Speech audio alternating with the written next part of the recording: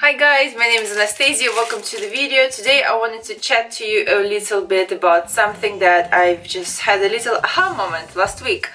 And it's probably something very obvious or something you know about very well, and it's something you read about, but let's talk about food volume. As a bikini competitor, as somebody who's been dieting for a specific goal, bikini competitions to get to certain body fat, we are usually told, and one of the most common advice is that you should have more food, as in you should increase your food volume with low calorie options like kale or courgettes, any kind of vegetable that is very low in carbs, obviously zero fat, and that just adds volume to your meals so that you feel fuller and more comfortable on your diet. I've been quite a fan of that, but in the last couple of years of competing, I realized that my appetite has increased in a weird way. That, for example, when I do go for a cheat meal or whenever I have a treat, I eat way more. For example, last week after the show, I was allowed, of course, a cheat meal by my coach, and I ordered a big burger, a milkshake, but then I had to order 2 fries to feel truly full.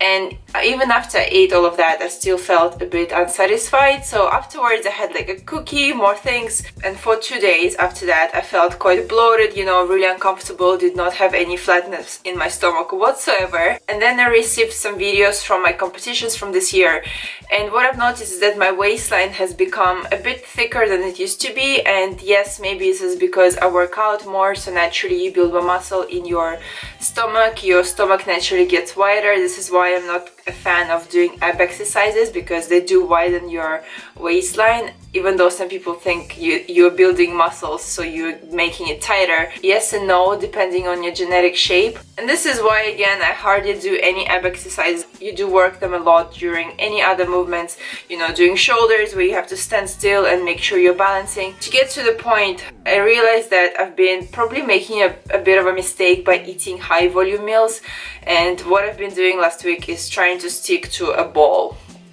This is my meal.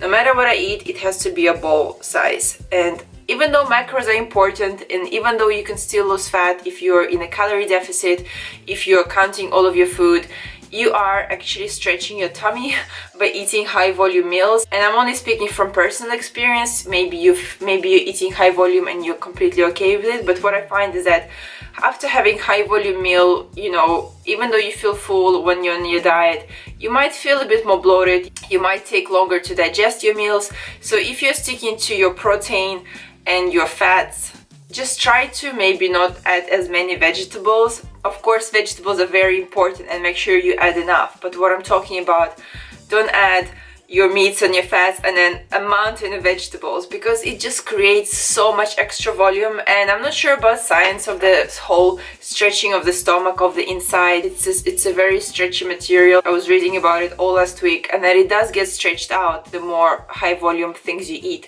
the heavier things you eat, especially if, let's say, you're eating a small meal but then you drink 2 glasses of water, and that extra liquid does stretch your stomach. It does shrink back after you stop eating before the next meal. But if you're constantly eating high volume meals, your stomach becomes larger, and that obviously it needs more food to feel full. So from the research I've done, it does say that it takes a few weeks to kind of stretch back to the original size. And in the beginning I was thinking that maybe I made a mistake of doing intermittent fasting, but I'm sure it's not, because when I was actually doing intermittent fasting, that long fasting window of 16 hours or longer, it does shrink your stomach because you are not eating, so it's obviously completely empty except for water or like apple cider vinegar or green tea or black coffee, unless you're drinking so much of it. Even though in the videos from last year when I was doing my intermittent fasting, I was saying that I like it because I can eat higher volume meals, but come to think of it, they're not as high volume as they could have been. Let me know what you think about it. I have to say honestly that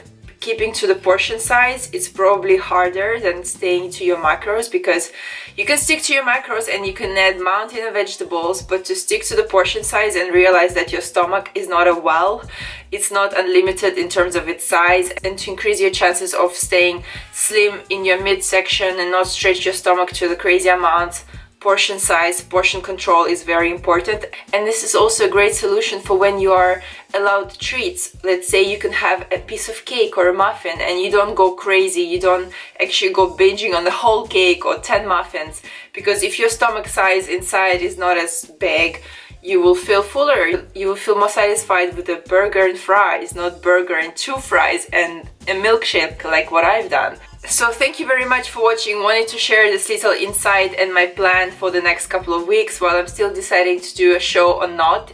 But I think that even going in off season, this will be a very helpful tip. Choose a bowl of any size. Of course, if you've been used to eating huge portions, you can't just suddenly eat very little portions, but it will be very difficult for you. But as long as the calories are the same, you have to think that sizing down and taking control of your emotions and realizing that you're just eating lower volume meals can be okay. Again, let me know if you have any feedback, and I will see you next time. Bye!